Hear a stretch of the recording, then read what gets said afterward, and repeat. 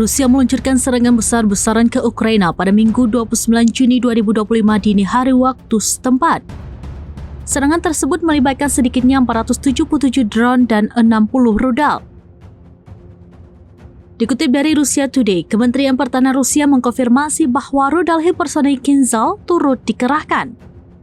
Rudal ini mampu terbang dengan kecepatan 10 kali lipat kecepatan suara sehingga sangat sulit dicegat. Kinzhal yang berarti belati merupakan rudal yang bisa membawa hulu ledak konvensional maupun nuklir.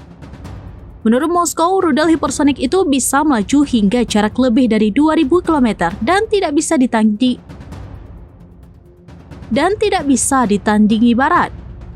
Dalam keterangan resminya, Kementerian Pertahanan Rusia menyebut target serangan terbarunya adalah fasilitas militer, industri, dan minyak Ukraina. Target-target itu tersebar di banyak lokasi, mulai dari Lviv, Poltava, Drohobych, dan Kremenchuk. Presiden Ukraina Volodymyr Zelensky juga mengakui adanya serangan tersebut, namun tidak merinci dampaknya. Ia menambahkan bahwa pesawat tempur F-16 yang dipasok Barat juga jatuh dan menewaskan pilotnya.